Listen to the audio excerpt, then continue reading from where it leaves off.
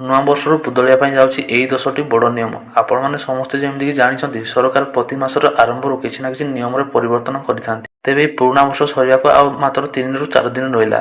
ତ ଆପଣମାନଙ୍କୁ ଏହି ନୂଆ ବର୍ଷ ଆସିବା ମାତ୍ରେ ଆପଣମାନଙ୍କର ଜାନୁଆରୀ ମାସରୁ କିଛିଟା ନୂଆ ନିୟମରେ ସରକାର ପରିବର୍ତ୍ତନ କରିବା ପାଇଁ ଯାଉଛନ୍ତି। ତ ସେ 10ଟି ନିୟମ କ'ଣ ରହିଛି ଯାହାକି ଆପଣମାନଙ୍କର ଜାନୁଆରୀ 2026ରୁ ପରିବର୍ତ୍ତନ ହେବା ପାଇଁ ଯାଉଛି, ତା ଆପଣମାନେ ସମ୍ପୂର୍ଣ୍ଣ ଡିଟେଲ୍ସରେ ଏହି ଭିଡ଼ିଓରେ ଆପଣମାନେ ଜାଣିପାରିବେ। ଆପଣମାନଙ୍କୁ ମୁଁ ସେହି 10ଟି ନିୟମ ବିଷୟରେ ଡିଟେଲ୍ସରେ ବୁଝେଇକି ଆପଣମାନଙ୍କୁ ଏହି ଭିଡ଼ିଓରେ କହିବା ପାଇଁ ଯାଉଛି। ତ ଆପଣମାନଙ୍କ ପାଇଁ ଏହି ଭିଡ଼ିଓଟି ବହୁତ ଗୁରୁତ୍ୱପୂର୍ଣ୍ଣ ରହିବ। ତ ସେଥିପାଇଁ ଆପଣମାନଙ୍କୁ ମୋର ଅନୁରୋଧ ରହିବ କି ଆପଣମାନେ ଏହି ଭିଡ଼ିଓକୁ ସ୍କିପ୍ ନ କରି ଭିଡ଼ିଓକୁ ଶେଷ ପର୍ଯ୍ୟନ୍ତ ଦେଖିବା ପାଇଁ ଚେଷ୍ଟା କରିବେ। ଯାହାଦ୍ୱାରା ଆପଣମାନେ ଯେଉଁ ସରକାର 2026 ନୂଆ ବର୍ଷରୁ ଆପଣମାନଙ୍କର ଯେଉଁ ନୂଆ ନିୟମ ଗୁଡ଼ିକୁ ଚେଞ୍ଜ କରିବା ପାଇଁ ଯାଉଛନ୍ତି, ତ ସେହି ବିଷୟରେ ଆପଣମାନେ ସବୁ ଡିଟେଲ୍ସରେ ବୁଝିପାରିବେ। କିନ୍ତୁ ତା ପୂର୍ବରୁ ଯଦି ଆପଣମାନଙ୍କୁ ଏହି ଭିଡ଼ିଓ ଟିକେ ବି ଆପଣଙ୍କୁ ଇନଫର୍ମେଟିଭ୍ ଲାଗିବ ବା ଆପଣମାନଙ୍କୁ ଏହି ଭିଡ଼ିଓରୁ କିଛି ବି ଆପଣମାନଙ୍କୁ ଜାଣିବା ପାଇଁ ପାଇବେ, ତାହେଲେ ଆପଣମାନଙ୍କୁ ମୋର ଅନୁରୋଧ ରହିବ କି ଆପଣମାନେ ଏହି ଭିଡ଼ିଓକୁ ଟିକେ ଲାଇକ୍ ନିହାତି କରିବେ। ଆଉ ଚ୍ୟାନେଲକୁ ପ୍ରଥମ ଥର ପାଇଁ ଭିଜିଟ୍ କରିଥିଲେ ଚ୍ୟାନେଲକୁ ସବସ୍କ୍ରାଇବ୍ କରି ପାଖରେ ଥିବା ବେଲ୍ ଆଇକନରେ ପ୍ରେସ୍ କରି ଅଲ୍ ନୋଟିଫିକେସନ୍ ଉପରେ ଅନ୍ କରି ରଖିବେ। ଯାହାଦ୍ୱାରା ଆପଣମାନେ ମୋର ଏହି ଚ୍ୟାନେଲର ଏଇଭଳି ନୂଆ ଇନଫର୍ମେଟିଭ୍ ଭିଡ଼ିଓର ଅପଡେଟ୍ ଆପଣମାନେ ସର୍ବପ୍ରଥମେ ପାଇପାରିବେ। ତ ସେଥିପାଇଁ ଆପଣମାନଙ୍କୁ ମୋର ଅନୁରୋଧ ରହିବ କି ଆପଣମାନେ ମୋର ଏହି ଚ୍ୟାନେଲକୁ ସବସ୍କ୍ରାଇବ୍ କରି ରଖିଥାନ୍ତୁ। ଆଉ ଭିଡ଼ିଓ ଦେଖି ସାରିବା ପରେ ଆପଣମାନଙ୍କୁ ଏଇ ଯେଉଁ 10ଟି ନିୟମ ଯେଉଁ ସରକାର ନୂଆ ବର୍ଷରୁ ଲାଗୁ କରିବା ପାଇଁ ଯାଉଛନ୍ତି, ତାହା ଆପଣମାନଙ୍କ ପାଇଁ କେତେ ଉପଯୋଗୀ ତାହା ଆପଣମାନେ କମେଣ୍ଟ ମାଧ୍ୟମରେ ଜଣାଇ ପାରିବେ। ତେବେ ଚାଲନ୍ତୁ ଏହି ଭିଡ଼ିଓକୁ ଆଉ ଆପଣଙ୍କ ଡେରି ନକରି ଷ୍ଟାର୍ଟ କରିବା। ଦେଖନ୍ତୁ, ନୂଆ ବର୍ଷରୁ ବଦଳିଯିବ ଏହି 10 ନିୟମ। ଜାନୁଆରୀରୁ ବଢ଼ିଯିବ ପେଟ୍ରୋଲ ଗ୍ୟାସ୍ ଦର। ଦେଖନ୍ତୁ, ଏହି ଆର୍ଟିକଲଟି ଧରିତ୍ରୀ ନ୍ୟୁଜ୍ ତରଫରୁ ପବ୍ଲିଶ କରାଯାଇଛି। ନୂଆ ବର୍ଷର 2026 କେବଳ କ୍ୟାଲେଣ୍ଡରରେ ପରିବର୍ତ୍ତନ ପର୍ଯ୍ୟନ୍ତ ସୀମିତ ରହିବ ନାହିଁ। ଏହା ସହିତ ଅନେକ ନିୟମ ମଧ୍ୟ ଆଣିବ ଯାହା ସିଧାସଳଖ ଆପଣଙ୍କ ୱାଲେଟ୍, ବ୍ୟାଙ୍କିଂ ଅଭ୍ୟାସ ଏବଂ ଦୈନନ୍ଦିନ ଜୀବନକୁ ପ୍ରଭାବିତ କରିବ।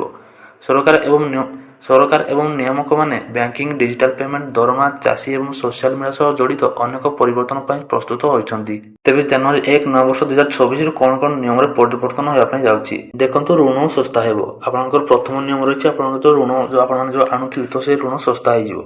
ନୂତନ ଏଫ୍ଡି ହାର ନୂତନ ବର୍ଷ ଆରମ୍ଭ ହେବା ସହିତ ଅନେକ ପ୍ରମୁଖ ବ୍ୟାଙ୍କ ଋଣ ସୁଧ ହାର ହ୍ରାସ କରିଛନ୍ତି।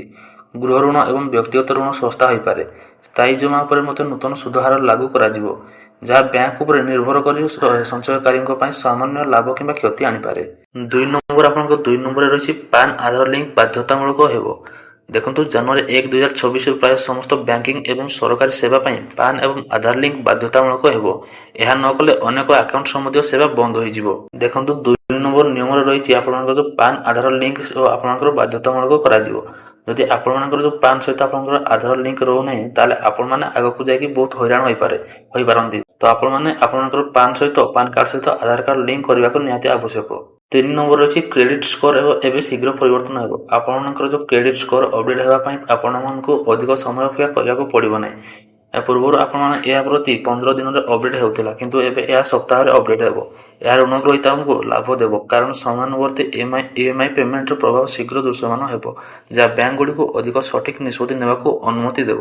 4 ନମ୍ବର ରହିଛି ୟୁପିଆଇ ଏବଂ ଡିଜିଟାଲ ପେମେଣ୍ଟକୁ କଡ଼ାକଡ଼ି କରିବା। ଦେଖନ୍ତୁ, ଯେଉଁ ଆପଣଙ୍କର ଯେଉଁ ୟୁପିଆଇ ରହିଥିଲା ଆଉ ଡିଜିଟାଲ ପେମେଣ୍ଟ ଗୁଡ଼ିକ ଯେଉଁ ଆପଣମାନେ କରୁଥିଲେ, ତ ସେହି ନିୟମ ଗୁଡ଼ିକରେ ଆପଣଙ୍କର କଡ଼ାକଡ଼ି କରାଯିବ। ଦେଖନ୍ତୁ, ଡିଜିଟାଲ ଠକେଇକୁ ରୋକିବା ପାଇଁ ୟୁପିଆଇ ମୋବାଇଲ ନମ୍ବର ଏବଂ ବ୍ୟାଙ୍କ ଆକାଉଣ୍ଟ ସହିତ ଜଡ଼ିତ ନିୟମଗୁଡ଼ିକୁ ଆହୁରି କଡ଼ାକଡ଼ି କରାଯିବ। ସିମ୍ ଯାଞ୍ଚ ଏବଂ ଡିଜିଟାଲ ପରିଚୟ ଉପରେ ବିଶେଷ ଧ୍ୟାନ ଦିଆଯିବ, ଯାହାଫଳରେ ଅନଲାଇନ୍ ଠକେଇରୁ ରଖାଯିବ। 5 ନମ୍ବର ନିୟମରେ ରହିଛି ସୋସିଆଲ ମିଡ଼ିଆ ବ୍ୟବହାରର ବୟସ ସୀମା।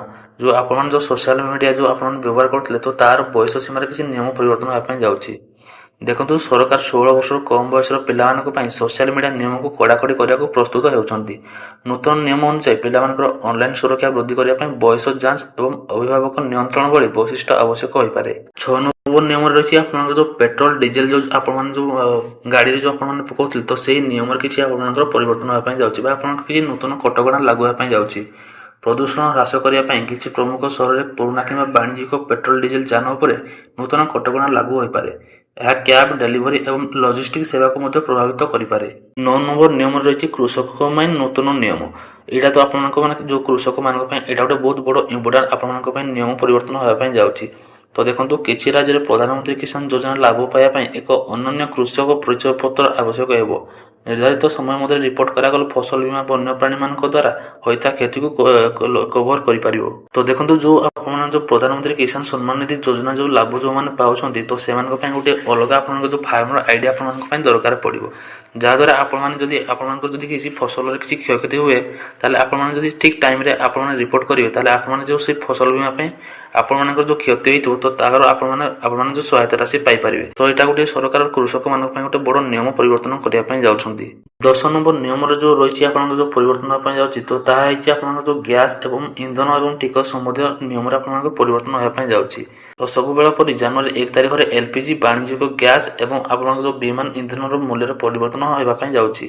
ଏକ ନୂତନ ପୂର୍ବରୁ ପୂରଣ ହୋଇଥିବା ଆଇଟିଆର୍ ଫର୍ମ ପ୍ରଚଳନ ଟିକସ ଦାଖଲକୁ ସରଳ କରିବ, କିନ୍ତୁ ଯାଞ୍ଚ ପୂର୍ବ ଅପେକ୍ଷା ଅଧିକ କଠୋର ହୋଇପାରେ। ଆପଣଙ୍କର ଏହି 10ଟି ନିୟମ ଆପଣଙ୍କ ନୂଆବର୍ଷ 2024 ଜାନୁଆରୀ 1 ତାରିଖରୁ ପରିବର୍ତ୍ତନ ହେବା ପାଇଁ ଯାଉଛି। ତ ଆଶା କରୁଛି ଆପଣଙ୍କୁ ମୁଁ ଏଇ ଯେଉଁ 10ଟି ନିୟମ ଯେଉଁ ଜାନୁଆରୀ 2024ରୁ ଆପଣଙ୍କ ଯେଉଁ ପରିବର୍ତ୍ତନ ହେବା ପାଇଁ ଯାଉଛି ତାକୁ ମୁଁ ଆପଣମାନଙ୍କୁ ଡିଟେଲ୍ସରେ ବୁଝାଇ ପାରିଛି। ଆଉ ଯଦି ଆପଣଙ୍କୁ ସେଇ 10ଟି ନିୟମ ବିଷୟରେ ମୁଁ ଡିଟେଲ୍ସରେ ବୁଝାଇ ପାରିଛି ତାହେଲେ ଆପଣମାନେ ମୋର এই ଭିଡ଼ିଓକୁ ଟିକେ ଲାଇକ୍ କରିକି ନିହାତି ଯିବେ। ଆଉ ଚ୍ୟାନେଲକୁ ଏପର୍ଯ୍ୟନ୍ତ ସବସ୍କ୍ରାଇବ୍ କରିନଥିଲେ ତାହେଲେ ଚ୍ୟାନେଲକୁ ମଧ୍ୟ ସବସ୍କ୍ରାଇବ୍ କରିକି ଯିବେ।